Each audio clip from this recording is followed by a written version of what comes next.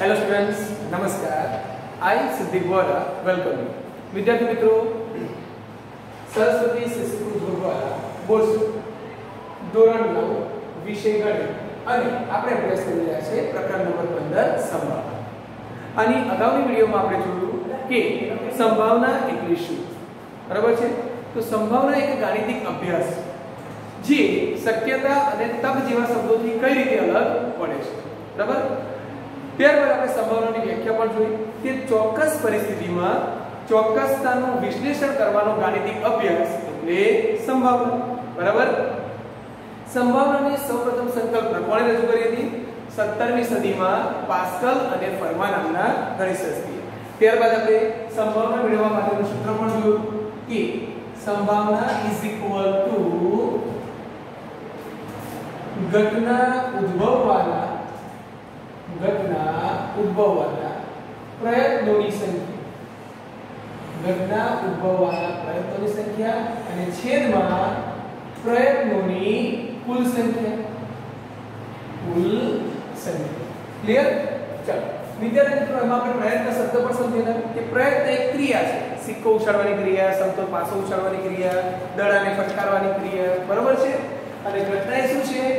પ્રયોગના કેટલાક પરિણામોનું એકત્રીકરણ કે જેને આપણે અંગ્રેજી મૂળાક્ષર A B C D વડે દર્શાવી શકીએ છીએ, બરાબર। આપણે પ્રશ્ન એ પણ સમજ્યા કે જો આપણે ઘટનાને A તરીકે ધારીએ તો એને સંકેતમાં શું લખાવી દીધા મિત્રો?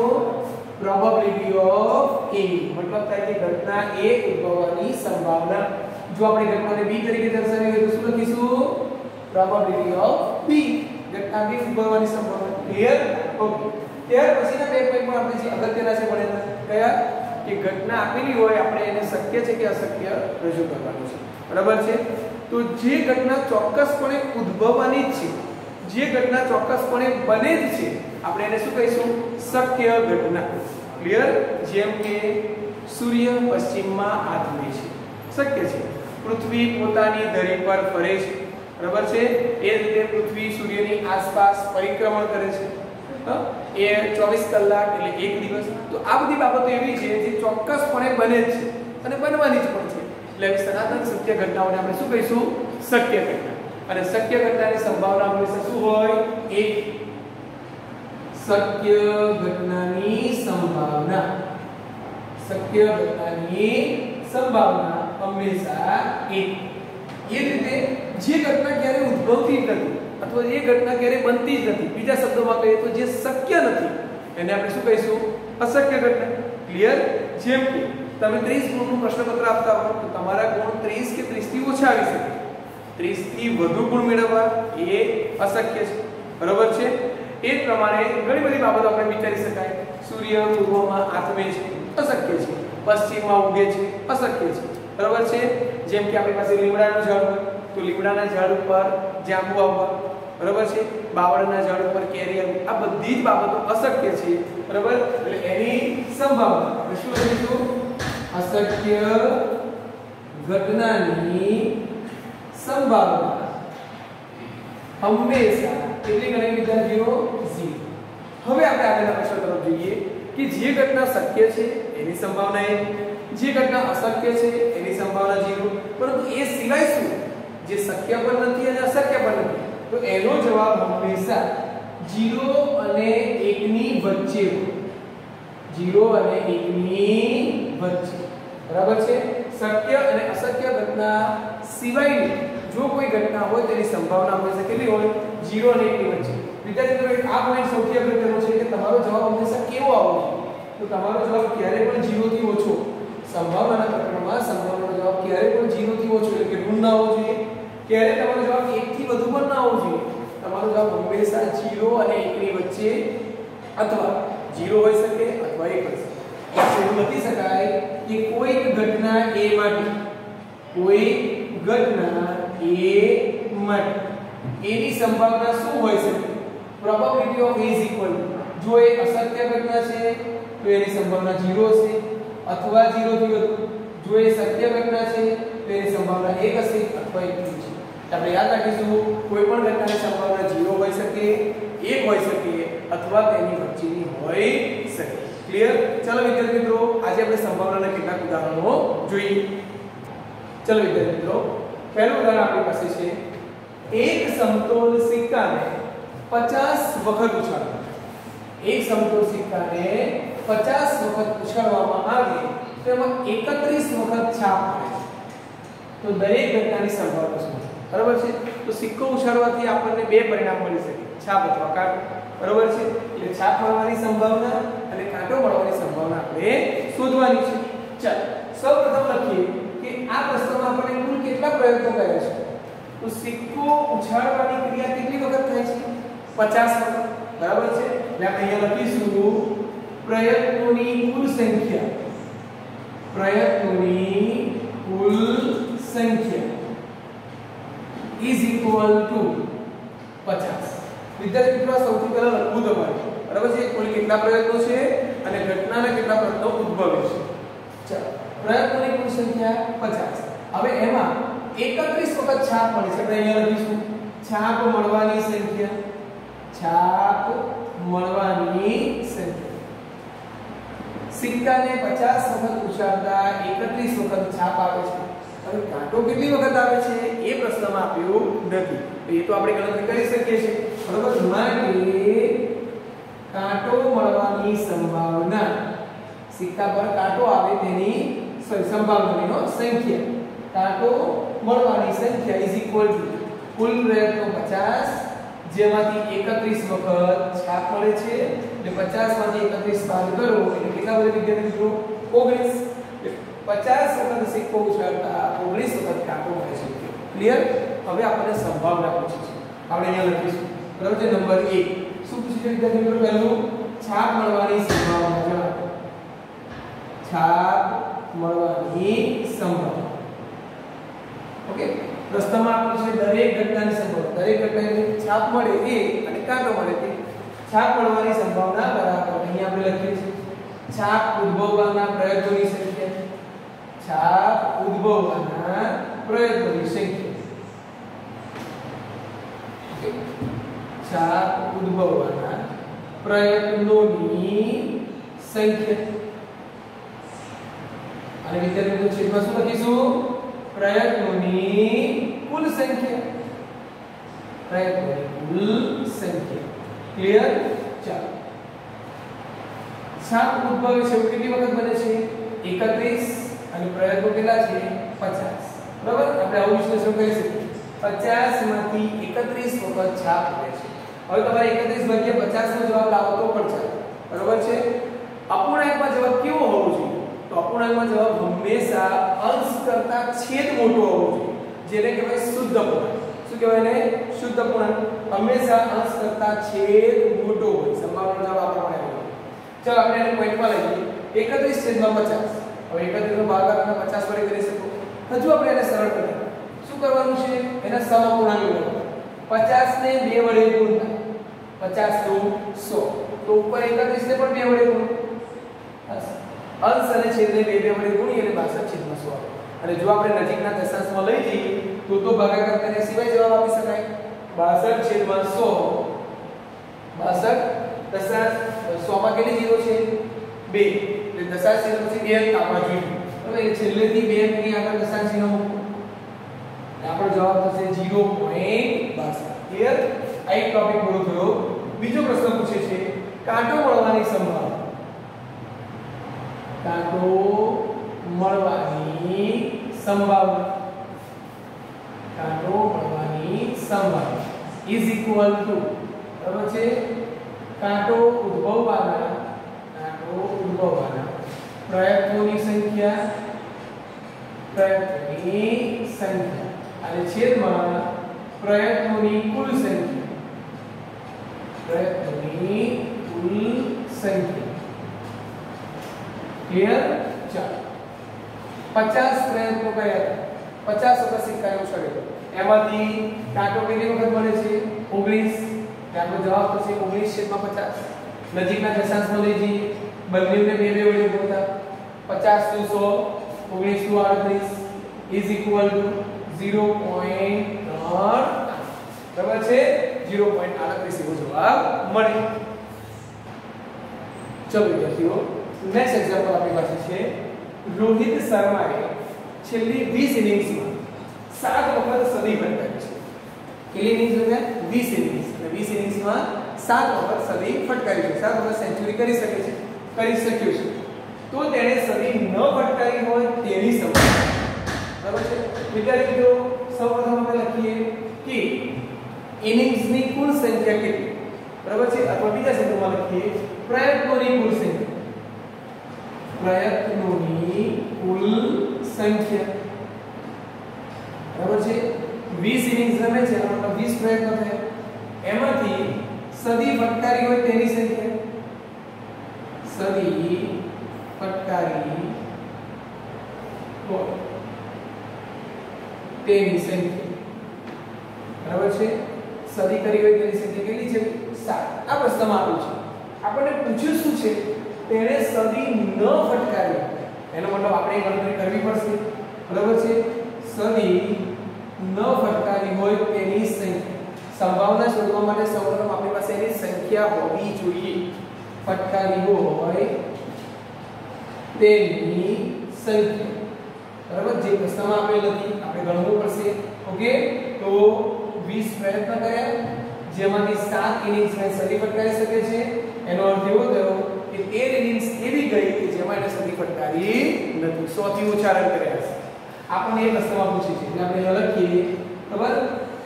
હા, પ્રશ્ન પૂછે છે સદી ન ફટકારી હોય તેની સંભાવના. સદી ન ફટકારી હોય તેની સંભાવના. વિદ્યાર્થી મિત્રો, આંકડો લખવાને બદલે માત્ર માંગેલ સંભાવના એવું પણ લખી શકું છું. ઓકે, અહીંયા લખીએ છીએ ઘટના ઉદ્ભવવાના પ્રયત્નોની સંખ્યા. ઘટના ઉદ્ભવવાના પ્રયત્નોની સંખ્યા. બરાબર, અને છેદમાં પ્રયત્નોની કુલ સંખ્યા. પ્રયત્નોની કુલ સંખ્યા. ઓકે, તો વિદ્યાર્થી મિત્રો, વારંવાર વિડિયો દ્વારા વર્કશીટ દ્વારા તમે અભ્યાસ કરો છો અને જાતે પણ પ્રેક્ટિસ કરશો તો ઓટોમેટિક તમને આ સૂત્ર પણ તૈયાર થઈ જશે. ઓકે, ઇઝ ઇક્વલ ટુ ઘટના ઉદ્ભવવાના પ્રયત્નોની સંખ્યા. કઈ ઘટના? સદી ન ફટકારી હોય તે. તો સદી ન ફટકારી હોય તેની સંખ્યા કેટલી છે? તે. કુલ કેટલા પ્રયત્નો કર્યા? 20. એટલે આપણો જવાબ થાય 13/20. અંશ કરતા છેદ મોટો હોવો જોઈએ. ક્લિયર? હવે તમે 13/20 રાખો તો પણ ચાલે, 13/20 નો જવાબ લાવો તો પણ ચાલે, અને હજુ તો આપણે સરળતાથી જવાબ લાવો તો શું કરવાનું છે? નજીકના દશાંશમાં લઈ જાય. તો 20 ને 5 વડે ગુણવા પડે. 20 × 5 = 100. તો 13 ને પણ 5 વડે ગુણવા પડે. 13 × 5 = 65. 65/100. એના અંશ લખો 65. 2 0 છે તો છેલ્લેથી 2 અંકની આગળ 1 અને 1 2 અંકની આગળ દશાંશ ચિહ્ન મૂકો. આપણો જવાબ થશે 0.65. ક્લિયર? ચાલો વિદ્યાર્થી મિત્રો, કદાચ આપણે પૂછ્યું કે સદી ફટકારી હોય તેની સંભાવના, તો જવાબ શું આવે? 7/20. બરાબર છે, એનો મતલબ કે 35/100 બરાબર 0.35 જવાબ મેળવી શકાય. ઓકે, ચલો વિદ્યાર્થીઓ, એક વધુ પ્રશ્નથી આપણે સંભાવનાનો અભ્યાસ કરીએ. શું પ્રશ્ન છે? છેલ્લા 1 કલાકના અવલોકન અનુસાર. બરાબર છે, કોઈ એક વ્યક્તિ અવલોકન કર્યું છે. શું અવલોકન કર્યું છે? કે છેલ્લા 1 કલાકમાં મંદિરની સામેના રસ્તા પરથી પસાર થતા વાહનો નીચે મુજબ છે. પસાર થતા વાહનો નીચે મુજબ છે. જેમ કે વાહનોના પ્રકાર આપે છે. દ્વિચક્રી, બરાબર છે, 2 ટુ વ્હીલર, 2 વ્હીલ વાળા, ત્રિચક્રી, 3 વ્હીલ વાળા રિક્ષા છે, ઓકે, અને ચતુર્ચક્રી, 4 વ્હીલ વાળા. બરાબર છે, 3 પૈડા વાળા, 4 પૈડા વાળા, સોરી 2, 3 અને 4 પૈડા વાળા વાહનો જે 1 કલાકમાં રસ્તા પરથી પસાર થયા તેની સંખ્યા આપેલી છે. દ્વિચક્રી છે 90, 3 વ્હીલ વાળા 35 અને 4 વ્હીલ વાળા 25 વાહનો 1 કલાકમાં મંદિર સામેથી પસાર થાય છે. તો પ્રશ્ન છે, મંદિરની સામેથી પસાર થતું વાહન 1 દ્વિચક્રી હોય અને નંબર 2 ત્રિચક્રી હોય તેની સંભાવના શોધો. બરાબર છે, તો વિદ્યાર્થી મિત્રો, સૌપ્રથમ તો આપણે લખવું પડે કે કુલ કેટલા વાહનો પસાર થાય. કુલ કેટલા વાહનો પસાર થાય. બરાબર છે, એટલે અહીંયા લખીએ વાહનોની કુલ સંખ્યા. વાહનો એટલે કે આપણે બીજા શબ્દોમાં કહીએ પ્રયત્નોની કુલ સંખ્યા. પ્રયત્નોની કુલ સંખ્યા. વિદ્યાર્થી મિત્રો, જ્યારે પણ તમે પ્રશ્ન તરીકે સંભાવનાના જવાબ તરીકે લખો એટલે પહેલું શું લખવાનું? કુલ સંખ્યા હંમેશા પહેલે લખવાનું. તો કુલ સંખ્યા અહીંયા તો આપી નથી, આપણે કેલ્ક્યુલેટ કરવી પડશે. દ્વિચક્રી 90 + 35 ત્રિચક્રી અને 25 ચતુર્ચક્રી. ક્લિયર? ઓકે. હવે એનો સરવાળો કરીએ. 90 + 35 125 + 25 150.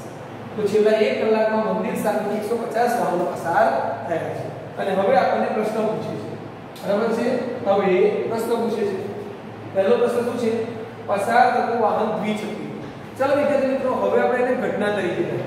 બરાબર છે? નંબર 1 તમે આવું ધારી શકો છો. આ પ્રમાણે તમે લખી શકો છો કે ધારો કે ઘટના 1. શું લખવાનું છે? જે પ્રશ્નમાં આપી હોય તે વાહન દ્વિચક્રી હોય આટલું લખવાનું. વાહન દ્વિચક્રી હોય. વાહન દ્વિચક્રી હોય. બરાબર છે? આવું આમાં જોવાનું છે. બરાબર? ઓકે. ઘટના એ આપણે ધારીએ છીએ કે વાહન દ્વિચક્રી હોય. આને ઘટના એ તરીકે ધારી લઈએ છીએ. બરાબર? હવે ઓકે, વાહન દ્વિચક્રી હોય એને આપણે ઘટના એ તરીકે ધારીએ છીએ. એટલે હવે આપણે શું લખીશું? પ્રોબેબિલિટી ઓફ A = અને આની પહેલા તમે આવું લખો તો વધારે સારું છે. ઘટના એ ઉદ્ભવવાની સંખ્યા, ઉદ્ભવવાના પ્રયત્નોની સંખ્યા. ઘટના એ ઉદ્ભવવાની સંખ્યા કેટલી? બરાબર છે? ચાલો હજુ આના કરતા વધુ સરળ શબ્દોમાં આપણે લખીએ તો આવું લખી શકાય. A ઉદ્ભવવાની સંખ્યા = શું પૂછ્યું છે? ઘટના એ વાહન દ્વિચક્રી હોય. કોષ્ટકમાં જો દ્વિચક્રી વાહનોની સંખ્યા કેટલી છે? 90. દ્વિચક્રી વાહનોની સંખ્યા કેટલી છે?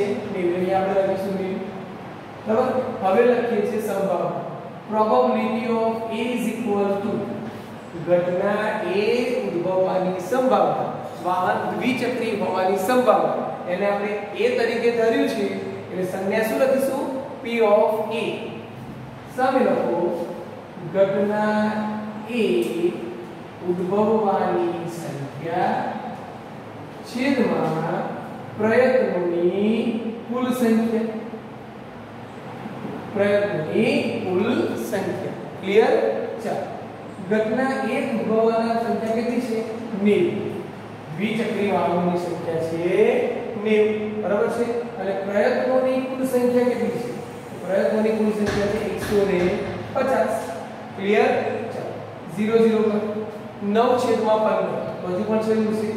3 × 3 3 × 5 3 3 કરતા શું જવાબ મળે?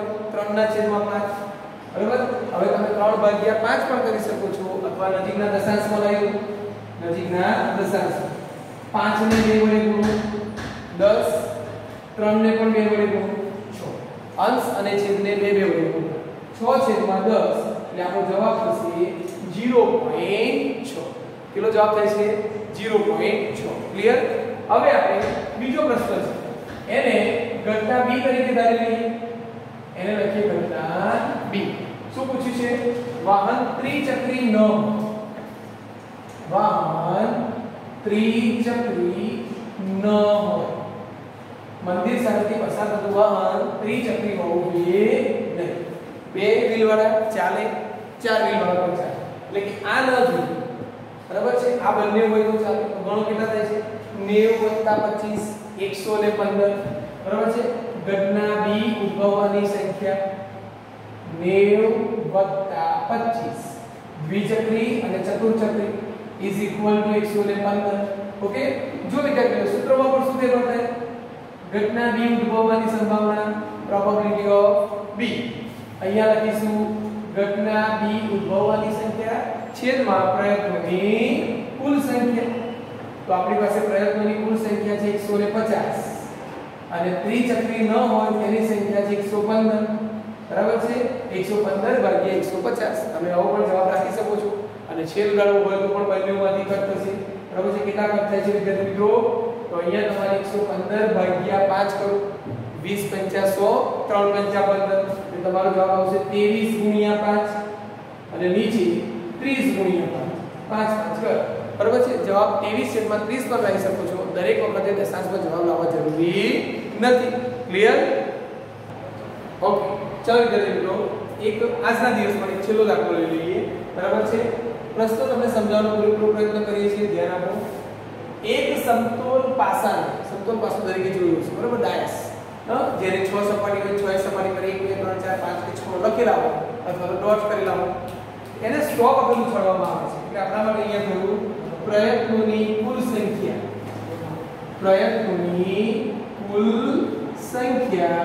Is equal to 100.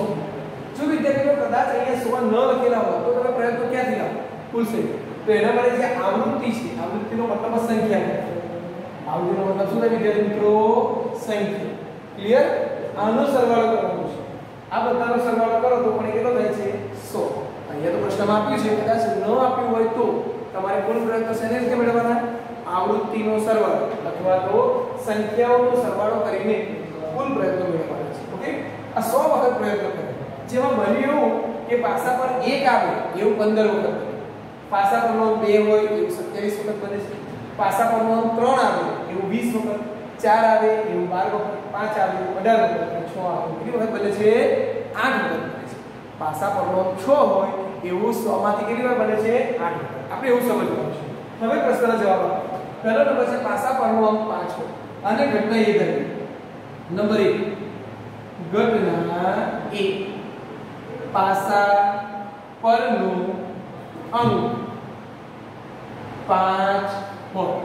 આવો પ્રશ્નમાં પૂછ્યું છે. પાસા પરનો અંક 5 હોય.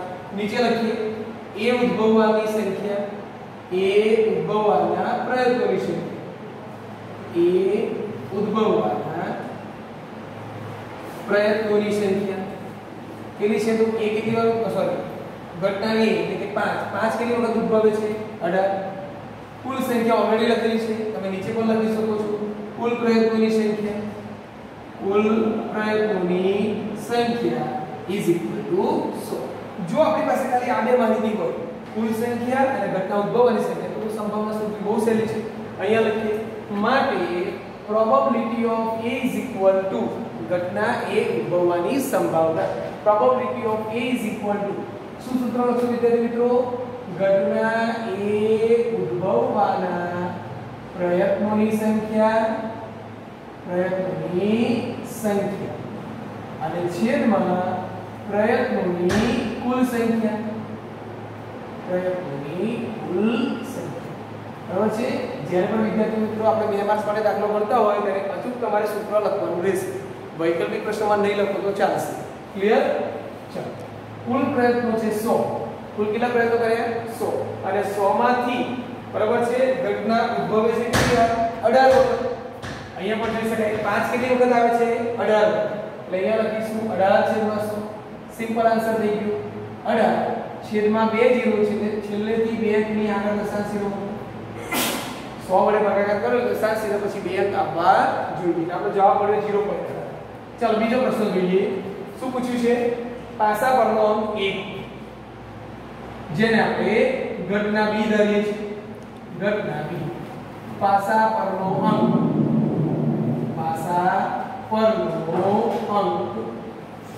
1 બરાબર છે. ફરી એકવાર લખીએ b ઉદ્ભવવાના પ્રયત્નોની સંખ્યા, b ઉદ્ભવવાના પ્રયત્નોની સંખ્યા, b એટલે કે 1. તો આપણને 1 કેટલી વખત મળે છે? 15.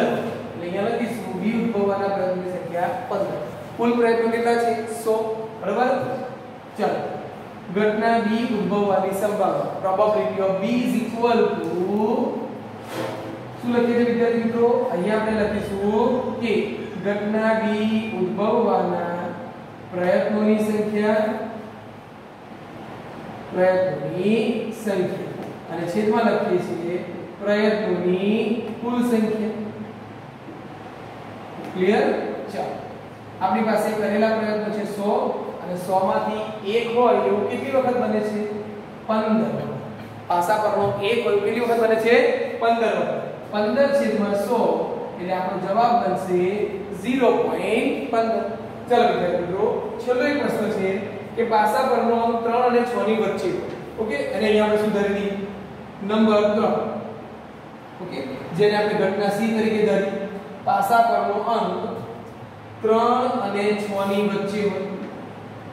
6 6 ની વચ્ચે હોય।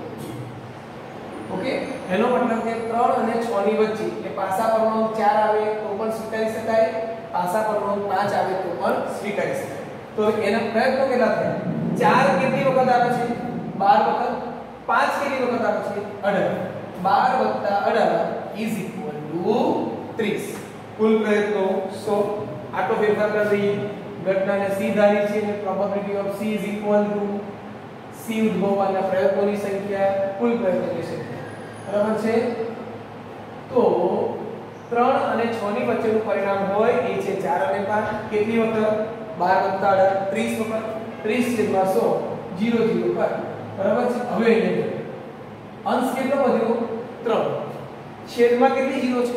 1। એનો મતલબ છેલ્લેથી એક અંકની આગળ પસાર છે, તમારો જવાબ થશે 0.3। ક્લિયર? તો ચાલો વિદ્યાર્થી મિત્રો, આ પ્રમાણે તમને પછી વર્કશીટમાં પણ આવા દાખલા સમજાવવાનો પ્રયત્ન કરીશું। તો તમે વિડિયો અને વર્કશીટના પૂર્ણ અભ્યાસ દ્વારા તમને આપવામાં આવેલું હોમવર્ક સારી રીતે કરી શકો। ચલો વિદ્યાર્થીઓ, આભાર।